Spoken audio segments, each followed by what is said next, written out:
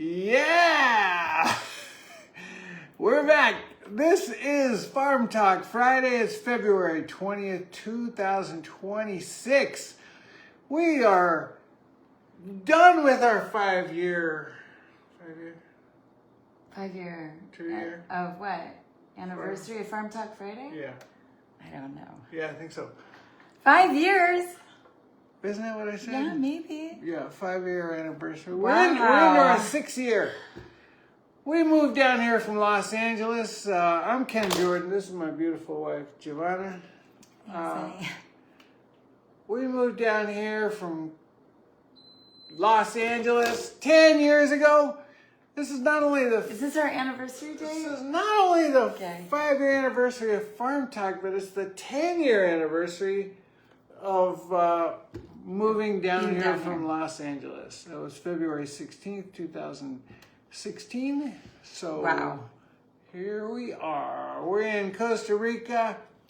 There's one of our chicken tractors right there. We've got a small little permaculture farm that we keep trying to make work. More on that later. Yeah, okay. I used to be in a band called the Crystal Method. My wife has an amazing nonprofit called Greenwave. Go check them out at greenwave.eco. She's also a tantric yoga teacher. And now we're here in the jungle, but very close to 2 amazing beaches. Well, several beaches, but one on the bay side of the Nicoya Peninsula, and then others on the Pacific Ocean side. It's pretty cool down here. You know, we usually start the show off talking about our advertisement that you made. I saw it. It involves our farm worker, Jose, and something in a bucket. Yeah. So that was yesterday, and it had. So I had seen on this platform. I think it was Facebook or Instagram. Yeah. Like, oh hey, banana peels. So we usually just put them in the compost. I mean, sometimes just banana peels around the plants. Usually we just throw them in the compost. And they were like, oh, you can make like a compost tea out of the banana peels. You just put them in a jar, and then you, hey mom, yay! Look at this cute thing. I think you gave this to me. It's EDC Mexico week, so I don't know. I just maybe that's why I'm in the spirit. Yay, raves and butterflies. Okay, so anyways, we can make like a compost tea out of it, and I think they recommended just like a week. You like soak the banana peels in a jar filled with water, and it leaches out. It makes a tea. And I don't know, we went to Bhutan or something, and so this, I was like, oh, it's still in there, and it's kind of looked. It's been looking gross for a while. I just didn't know what to do with it. I didn't want to like toss it, and I'm like, it might be like over processed. I don't know what to do. I can't just. You're supposed to dilute it anyway, but I'm like, I don't know if I want to give it to the plants. I don't know what's going to happen. Because one time, a long time ago, when we were at the house in LA, we started composting there, and we had this bokashi method. Yeah. Do you remember that? Oh, yeah. A little dust. Put it in the dust. Bokashi shredded dust. No. On top. Maybe. Yeah, you put it on top. You put it in your compost, and then you put it on the bokashi on top. Ah, okay. Yeah. Anyways, it also made a tea. Yeah. Super concentrated. I had all these orchids in the house that were gifted to me. And, like, sure, the internet existed back then, but I didn't look into proper application of the compost tea. And I don't think I diluted it very well. And I poured it in all of the orchids, and they all started to die. And then they suddenly we had this like in the house. It was so mentally difficult at the time, like a fly infestation problem, which is weird because there's not like a lot of flies that were in Encino anyway. All of a sudden we have like flies, and then I had to like go to our friend's like green store because I lost my mind and needed to do something, and I'm not gonna do Raid, but I'm like, okay, what can I do? And there was like this clove product. Anyways, it was really awful. And so I didn't want to like pour it onto one of our plants and have it die. So I thought, well, what can I do with it? Well, I didn't know until I saw one of our honey bottles recently, and I went to use it, and there was like a whole bunch of stuff in it. I'm like, ew, what's that? I thought maybe it could have been like mushrooms, you know, hongos, what do we call that? Like mold, fungus, I don't know. Just, it could have been something. And I looked closer at it.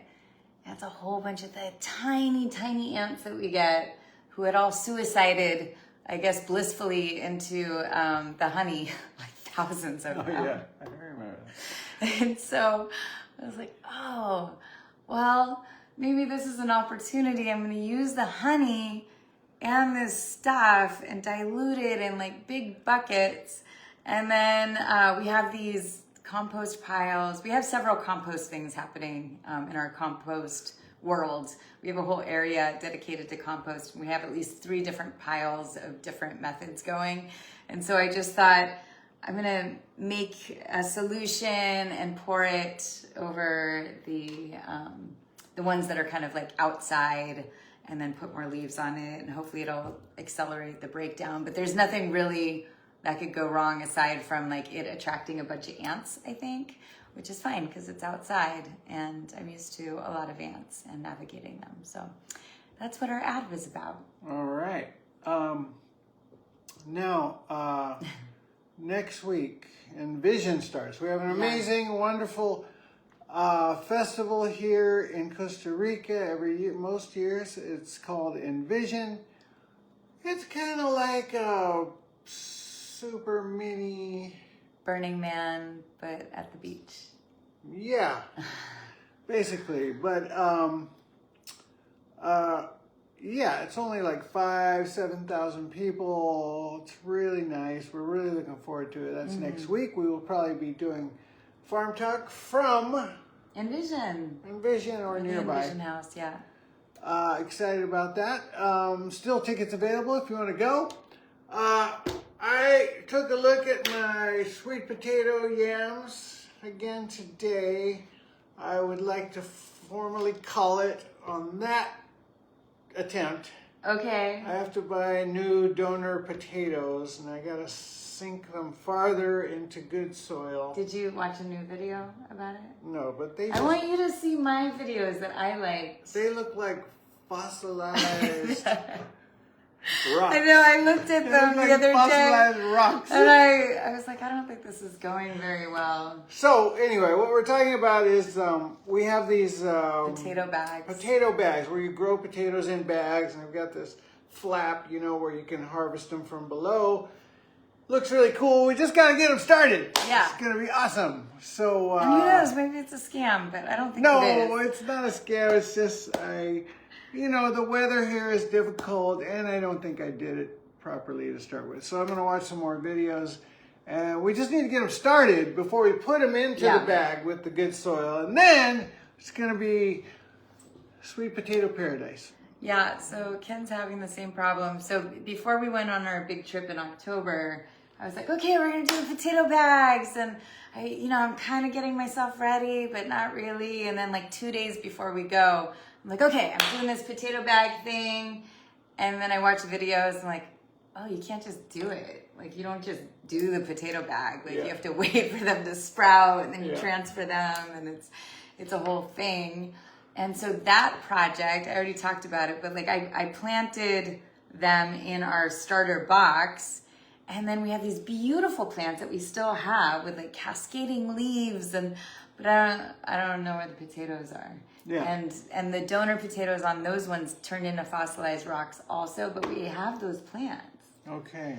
Well, So I don't know what's happening. we're going to work it out. Yeah, maybe it's just not enough time. All right. What else you got, Angel? Well, I would like to say that Ken had given up on our mulberry tree, the first one that we had ever planted, and he was really concerned about it, and was like, oh, it's dead. And so I had planted all these other mulberry trees, and they've grown. They're making like nice little like sombras. which, you know, like tunnels for shade. And we were going through after Kensanity, the class Ken teaches for free for the community, which is very nice of Ken. 3 days a week he does that. Thank you very much. Everyone loves it. Best class ever. Monday, Wednesday, Fridays at the yoga deck here at Rancho Delicioso. It's a high intensity interval training. Come on down.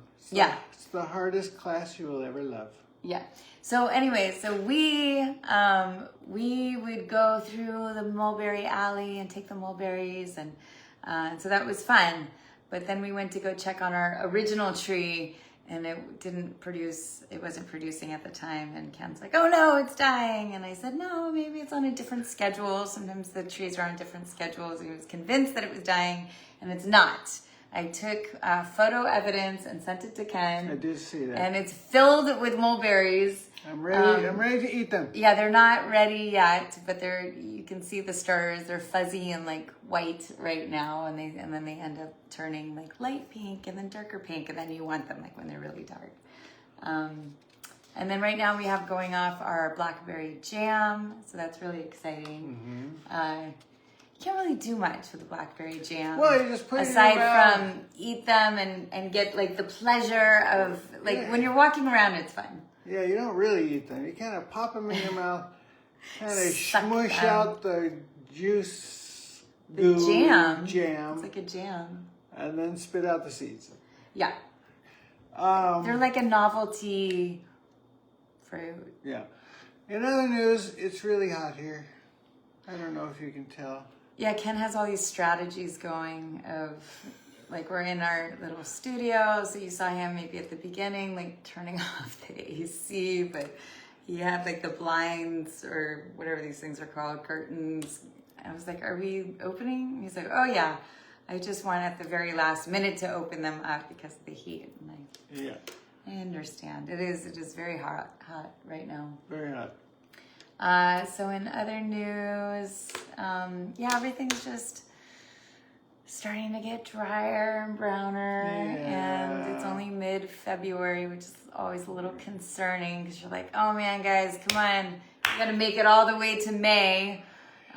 You can do it, but this always happens. It always gets really scary, and then they all come back to life. And I guess the nice thing right now is that if you don't get a handle on it at a certain point in the season, which is kind of when we went away on our trip, then like vines are growing on everything, and it's just like all super overgrown. And so the benefit of things dying back on their own is that like all of a sudden it settles, and you're like, oh, you can see things differently, and some of the vines start to die on their own, and then it's just like a cleanup job. It's a little bit easier to work with them and remove them when they're dry than when they're kind of green and alive and thriving. So so it's kind of like spring cleaning in a way right now. Yeah. Although it's like a hot, dry, dusty winter. Yes. Yeah. All right. So That it? I don't know. All right. We're going to talk more next week. Okay. Thanks so At much Envision. for tuning in to Farm Talk Friday. See you We hope you all have a great weekend. next Much love. week.